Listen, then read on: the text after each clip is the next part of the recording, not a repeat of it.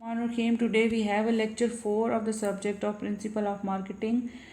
Today we have to discuss about channel management and distribution channels. A channel of distribution comprises a set of institutions which perform all of the activities utilized to move a product and its title from production to consumption. हमारे पास channel distributions क्या हैं? ये all activities हैं जो कि हम अपने product को कहीं से मूव करते हैं, अपनी इंडस्ट्री से या अपनी फैक्ट्री से मूव करते हैं अपने कंज्यूमर्स तक, या अपने प्रोडक्शन को इंक्रीज़ करते हैं और अपने कंजम्पशन एरियाज़ तक या अपने जियोग्राफिकल एरियाज़ तक जब लेकर जाते हैं तो वो हमारे पास डिस्ट्रीब्यूशन चैनल मैनेजमेंट होती है। उसके अलावा हमारे पास जो डिस्ट्रीब्यूशन चैनल्स के टाइप्स हैं वो दो तरह की होती हैं। फर्स्ट जो है वो है डायरेक्ट सेल और सेकंड जो है इनडायरेक्ट सेल। डायरेक्ट सेल में क्या है, 4 इंपॉर्टेंट टाइप्स हैं। Sales through retailers, through wholesalers, through agents, intensive, selective and exclusive distribution होती है। डायरेक्ट चैनल में क्या होता है, हमारे पास इसे ज़ीरो लेवल चैनल भी कहा जाता है क्योंकि इसमें कोई भी इंटरमीडियरी इन्वॉल्व नहीं होता और ये हमारे पास जो है विदाउट एनी इंटरमीडियरी के इन्वॉल्वमेंट के हमने अपने प्रोडक्ट को डायरेक्टली अपने कस्टमर्स तक या अपने कंज्यूमर तक लेकर जाना होता है। इंटरमीडियरीज क्या होते हैं? इंटरमीडियरीज जो होते हैं वो मिडल मैन होते हैं जो कि हमारे प्रोडक्ट को हमारे कंज्यूमर्स तक लेकर जा रहे होते हैं, या हमारी ऑर्गेनाइजेशन से या हमारे प्रोडक्शन से, हमारी फैक्ट्री से, प्रोडक्शन एरिया से, फैक्ट्री से हमारे प्रोडक्ट को रिसीव करते हैं और आगे सेल आउट करते हैं। जो मिडल मैन होते हैं वो हमारे पास क्या होते हैं? Intermediaries. This channel is basically use by business to sell perishable और पेरिशेबल और एक्सपेंसिव गुड्स। ये बिजनेसेस कौन से होते हैं जो कि हम कीमती जो होती हैं चीज़ें हमारे पास वो सेल आउट करती हैं। छोटी मोटी चीज़ों के लिए ऐसा बिजनेस नहीं होता। और the direct channel is one of the oldest forms of distribution channel use by businesses to sell their products. ये सबसे जो पुराना तरीक़ाकार है हमारे प्रोडक्ट्स को सेल आउट करने का। उसके अलावा इसके एडवांटेजेस क्या है? हमारे पास डायरेक्ट चैनल के जो हमारे पास एडवांटेजेस आ जाते हैं उनमें सबसे पहला एडवांटेज क्या है, जो हमारा मिडल मैन्स का जो प्रॉफिट मार्जिन होता है वो कट ऑफ हो जाता है। हमारे पास डायरेक्टली कस्टमर्स के साथ डीलिंग होती है जिसकी वजह से हम अपनी जो कॉस्ट ऑफ प्रोडक्शन है उस पर कुछ अपना प्रॉफिट मार्जिन रखते हैं और डायरेक्टली अपने कस्टमर्स को अपनी चीज़ को प्रोवाइड करते हैं और अवेलेबिलिटी पे इजीली उनको परचेजेबल उनको बना देते हैं। उनकी परचेजिंग पावर को देख के हम अपनी कॉस्ट ऑफ प्रोडक्शन को मद्देनज़र रखते हुए अपनी प्रोडक्ट की प्राइस सेलेक्ट करते हैं। उसके अलावा हमारे पास सेकेंडली जो है जो टाइम होता है कि हमने हमारा प्रोडक्ट जो है हमारे कस्टमर्स तक अगर मिडल मैन्स के थ्रू पहुंचे तो उसमें टाइम ज़्यादा लगता है। मींस सबसे पहले होल सेलर्स आ जाता है, फिर रिटेलर के पास प्रोडक्ट जाता है, फिर वो हमारे कंज्यूमर्स तक हमारे प्रोडक्ट को पहुंचाता है, जो कि एक लंबा प्रोसेस भी है, उसमें टाइम कंज्यूमिंग होता है और उससे हमारे क्या है प्रोडक्ट के जो प्रॉफिट है वो भी हर एक ने अपना जब उसके ऊपर मार्जिन रखना होता है तो वो इंक्रीज़ कर जाती है उसकी प्राइस, जो कि हमारे कंज्यूमर्स तक काफ़ी महंगी पहुंचती है। उसके अलावा businesses are able to deliver at a lower rate to their customers. It also reduces the time involved in delivering process as product directly flows between manufacturing and consumers. उसके अलावा हमारे पास सेकंड टाइप जो है उसमें the indirect channel is those in which manufacturer do not directly sell to customer. जो directly sell नहीं कर रहे होते, हमारे पास इंटरमीडियरीज होते हैं या मिडल मैन्स होते हैं जो कि हमारे प्रोडक्ट को हमारी फैक्ट्री से लेकर हमारे कंज्यूमर्स तक लेकर जाते हैं। इसमें हमारे पास जो है दे परचेज प्रोडक्ट्स इन बल्क। ये हमारे से बल्क में प्रोडक्ट्स जो है वो ख़रीदते हैं और सप्लाई करते हैं प्रोडक्ट्स को हमारे कस्टमर्स तक उनकी डिमांड के मुताबिक। अगर किसी को एक चीज़ ज़रूरत है तो वो एक चीज़ देते हैं, लेकिन वो ख़ुद जो है वो बल्क में चीज़ें ख़रीद रहे होते हैं। जैसे होल सेलर्स करते हैं, वो बल्क में चीज़ें ख़रीदते हैं और फिर रिटेलर्स को देते हैं और रिटेलर्स फिर हमारे सप्लायर्स तक पहुँचाते हैं। उसके बाद this type of channel save manufacturing from the risk of delivering products. जो है डिलीवरिंग का जो हमारे पास रिस्क होता है प्रोडक्ट का वो भी हमारा जो है जो वो सेव करता है मैन्युफैक्चरर का। उसके अलावा they sell all their products to intermediaries and receive payments in cash. जो हमारी कैश के मामलात होते हैं वो भी हमारे जो है वो डायरेक्टली इंटरमीडियरीज ही खुद जो है वो हैंडल आउट करते हैं। There are 3 types of indirect channels. Indirect की 3 टाइप्स हैं, डिफरेंट लेवल्स हैं। फर्स्ट है 1 लेवल, फिर 2 लेवल, फिर 3 लेवल ऑफ चैनल्स जो हैं।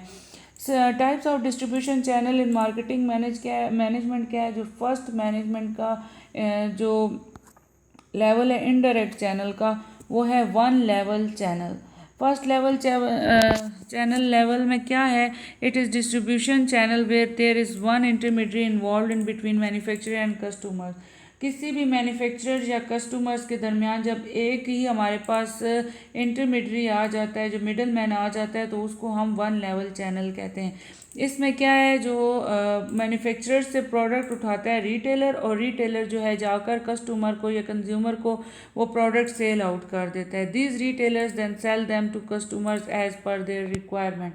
उनकी रिक्वायरमेंट के मुताबिक जाकर उनको सेल आउट कर देता है। रिटेलर जो होता है वो अपना प्रॉफिट मार्जिन उसके अंदर रखता है अपने हमारी प्रोडक्ट के ऊपर, और फिर वो अपने प्रॉफिट के को सिलेक्ट करने के बाद हमारे प्रोडक्ट को हमारे कस्टमर तक पहुंचाता है, जिसमें फॉर एग्जांपल हमारे पास डेली यूज़ की चीज़ें आ जाती हैं। फॉर एग्जांपल क्लॉथ्स, फर्नीचर आ जाता है, वॉचेस आ जाती हैं, मोबाइल्स वगैरह भी आ जाते हैं।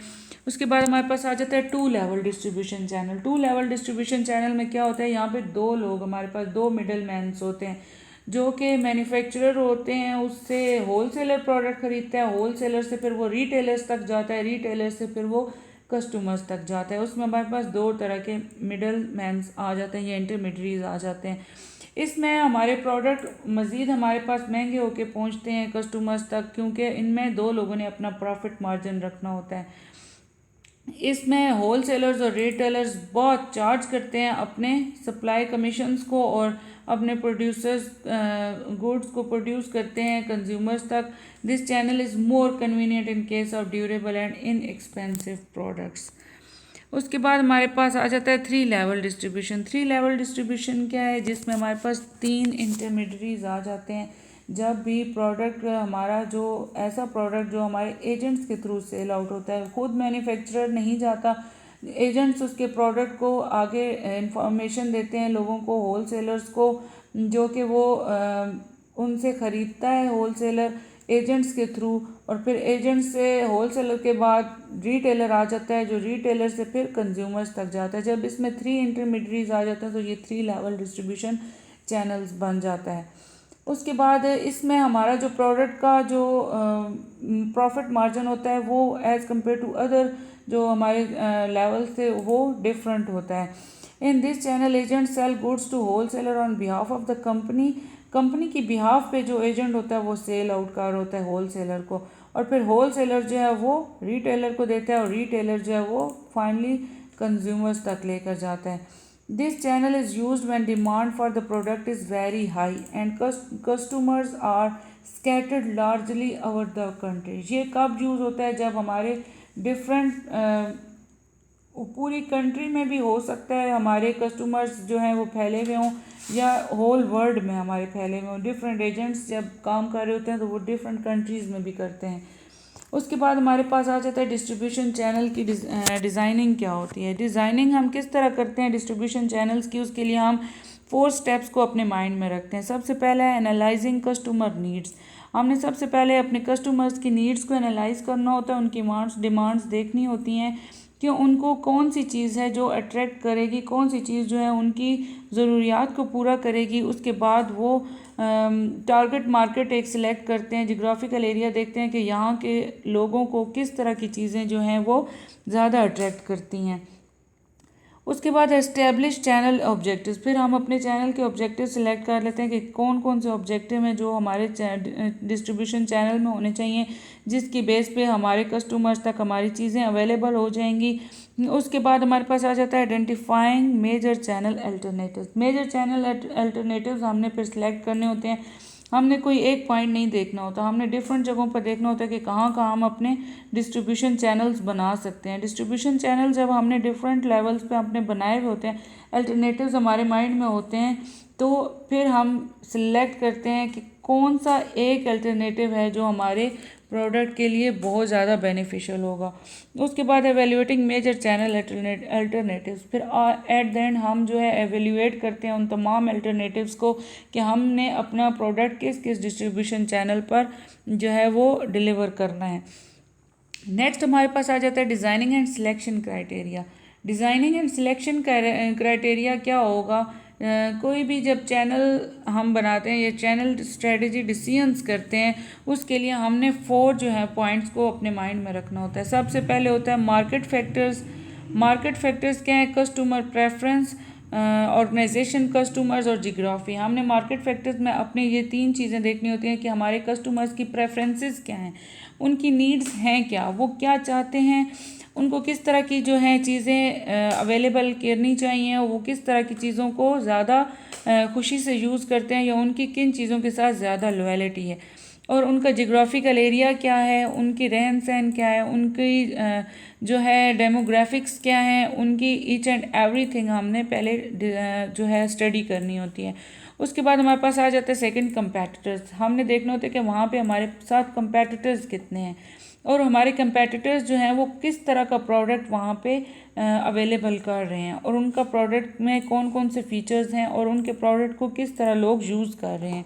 उसके बाद nature and availability of intermediaries आ जाता है। Nature and availability of intermediaries में क्या है कि हम जो है देखते हैं कि वहाँ के होल सेलर्स कैसे हैं, क्या क्या क्या चीज़ें वो ख़रीदते हैं, वहाँ के रिटेलर्स का इंटरेस्ट किस में है, वो ज़्यादा कौन सी चीज़ें ख़रीद कर अपनी जो है शॉप्स में या अपनी जो है कंपनीज में वो रखना चाहते हैं। उसके अलावा हमारे पास नेक्स्ट आ जाता है प्रोडक्ट फैक्टर। प्रोडक्ट फैक्टर क्या है? वहाँ का किसी भी प्रोडक्ट का लाइफ साइकिल वहाँ पे क्या है, वो कितना ग्रोथ करता है और फिर डिक्लाइन पे जाता है, या वो डायरेक्टली ग्रोथ इतना नहीं करता और डिक्लाइन पे जल्दी चला जाता है। उसके अलावा हमारे पास सेलिंग प्राइस पर यूनिट आ जाता है कि हमारा पर यूनिट जो है वो हमें कितनी प्राइस पे हम बेच सकते हैं। उसके बाद पेरिशेबिलिटी आ जाती है। उसके बाद साइज़ एंड वेट आ जाता है। साइज़ एंड वेट क्या है? हमारे प्रोडक्ट का साइज़ बहुत बड़ा ना हो। वेट क्या है? जो अवेलेबिलिटी है हमारे प्रोडक्ट की, वो लोगों के लिए इतनी बनाएं कि वो इजीली उसको यूज़ कर सकें। उसके बाद कंज्यूमर परसेप्शन क्या है? वहाँ के लोग क्या सोचते हैं, जो वहाँ पे उस चीज़ को यूज़ कर रहे हैं, उनकी परसेप्शन क्या है, वो क्या सोचते हैं कि हमें ये प्रोडक्ट क्यों यूज़ करना चाहिए, कैसे यूज़ करना चाहिए, या उनके माइंड में ऐसे कौन से सवालात हैं आपके प्रोडक्ट के बारे में जो कि आप अपने लेबलिंग या अपने पैकेजिंग में उनके माइंड से क्लियर कर सकते हैं, या अपनी एडवर्टाइजमेंट के थ्रू उनके माइंड से वो चीज़ आप क्लियर आउट कर सकते हैं। ये हमारा लेक्चर जो है इंशाल्लाह आपको समझ आ जाएगा। आप हमें कोई भी क्वेश्चन हो तो कमेंट्स में पूछ सकते हैं और फीडबैक भी दे सकते हैं। Thank you so much.